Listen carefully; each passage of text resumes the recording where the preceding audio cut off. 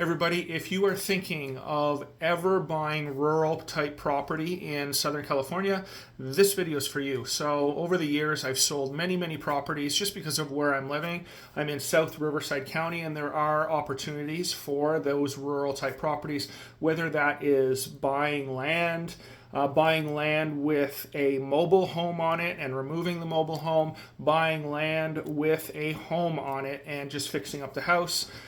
This video is going to go over 10 of the things that you should really look out for and things that you should do before moving forward in escrow with the home, or even if you're in escrow or you get an offer accepted, things that you need to do within that 10-day period before you remove your inspection contingency.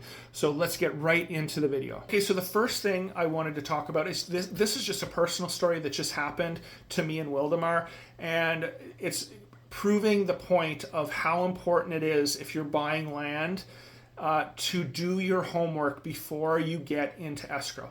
So we had a property that was 55,000 square feet. It had a tear-down mobile home on it, and it had an existing septic tank. Well, the buyer came in and said, you know what, I love the property. I'm just going to tear down the mobile home, use the existing septic, and we will go from there. Well, we found out from the city or the county, I can't remember which one, that if you tore down the mobile home that was originally there, you couldn't grandfather in the existing septic. You had to bring the water in or the sewer pipe in from the road, which was an extra $30,000 cost.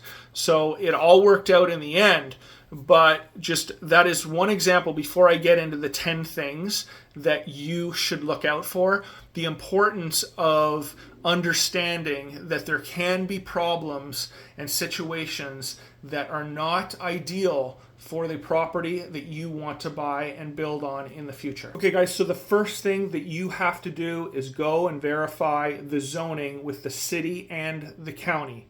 What can and can't you do with that land? We have a lot of people, or I've represented a lot of people that have these thoughts of what they eventually want with this property. Let's give an example. Let's just say you want 4 horses on this property, but it's 2 acres and the county or the city only allows you 2 horses on that property because it's only an acre. That's just a small example.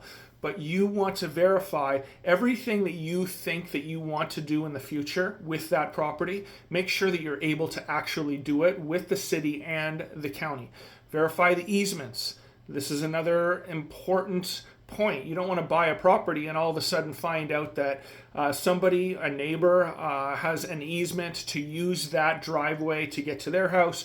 A lot of times it's very self-evident that that's going to be the case, but just verify these things and make sure you're okay with that moving forward. Another big one is RV parking. You want to make sure many people in Southern California own RVs. Are you allowed to park your RV in that or around that property? So that is number one. Okay, so the next thing that you need to do is verify that the septic has a certification, and you can ask the seller per the contract to do that. So you want to do a septic cert. If it is on raw land, you might want to do a percolation test. Why is that? Well, if it comes back really bad and a lot of times you still can put a septic, but it's going to be way more expensive. So those 2 things in regards to within the first 10 days, have a perk test and make sure that you have a septic cert, because if the septic fails and you do not do that and you need a new septic, 30-40 grand right up front as you move in. So, and I've actually had both of these happen. Once the septic failed in escrow and the sellers unfortunately had to put in a new septic, and I've had many, I would say for the most part, 90% of the time the septics do pass, but you definitely as a buyer want to do that up front. And if you're a seller in a rural property, I would just do it anyway, so you're not blindsided by this massive cost that could be occurring 10 days in escrow. Okay, so the next thing that you have to do your research on is how is the electricity going to get to the house, how is the water going to get to the house, and how much it's going to cost to get those items to your home.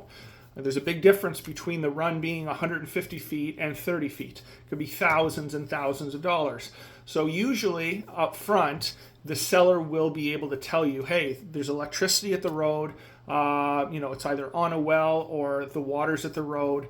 Hopefully the seller, again, if you are a seller, I would have the costs of this up front from a contractor so you can pass that information along to the buyer so the buyer doesn't, they should do their own investigation anyway, but at least you're giving them an upfront sort of general cost of what it's going to cost to do these things.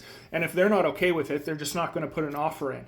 And it's going to save you a week on the market, having them do it themselves and then ultimately falling out escrow because of the cost of these things. Okay, so next up, in a lot of these rural areas, you want to find out who maintains the road. If it's private, you're going to have to deal with when the dirt road after a rainstorm gets all bumpy. If it is not maintained by the county or the city, then you're on your own, and that could be a big cost. I know, just for an example, in Duluth, which is just west of the 15 freeway, very popular neighborhood in Temecula, that is privately owned by the homes, and the homeowners actually take care and maintain the roads, as well as the police, I think. So these are all just things, especially the roads, that you need to know whether the city is taking care of it, or my taxes taking care of this, or am I going to have to come out of pocket and make sure the road is drivable, after every 6 months or every year. Okay, next up, flood zones. In escrow, you are going to get what is called an NHD report, which tells you if you're in a flood zone, a fire hazard zone. A lot of times in the rural areas, yes, you're going to be in a fire zone. So, but specifically with floods, if you are in a flood zone, you might want to get some more information. I'm sure the NHD, or Natural Hazard Disclosure Company, maybe the insurance company, can give you an idea what is the worst case scenario.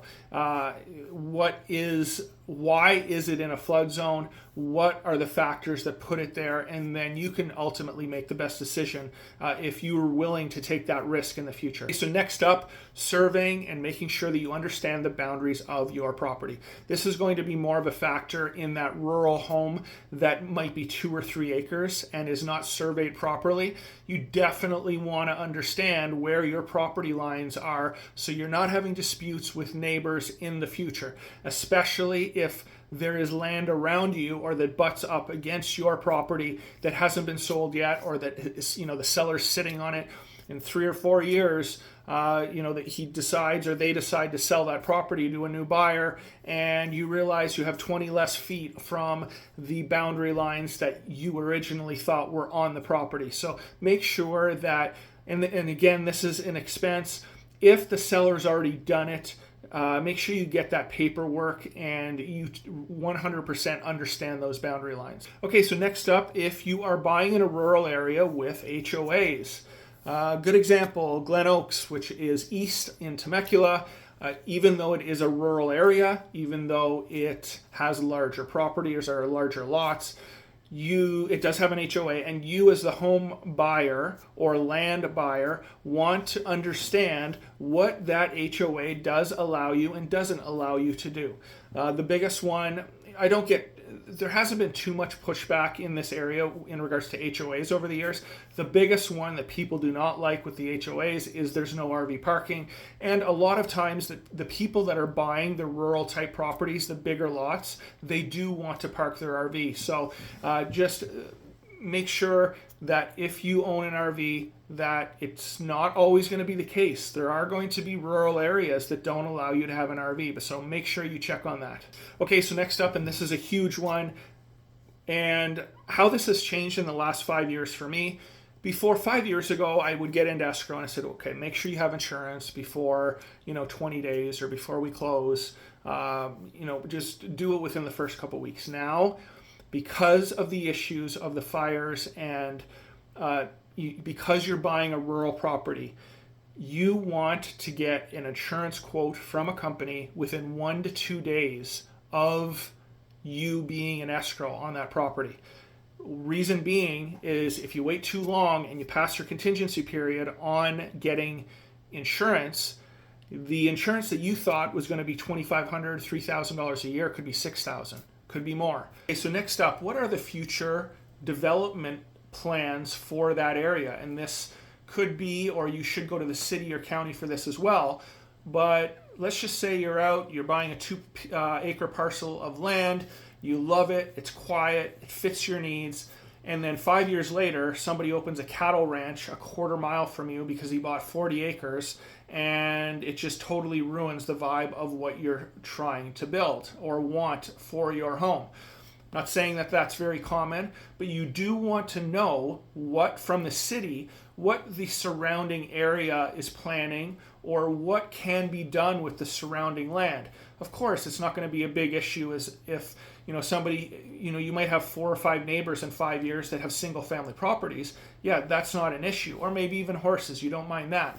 But what happens if in 5 years, because the area is growing so much, they have the availability or opportunity to put a major road that goes by your property or near your property. So just bottom line, check out with the city or the county what the future plans are for this area and the surrounding property that is, let's just say, within 3 miles or 2 miles of your actual property that you're buying. Okay guys, there you go. Thank you very much. If you're looking for rural property, please reach out to me.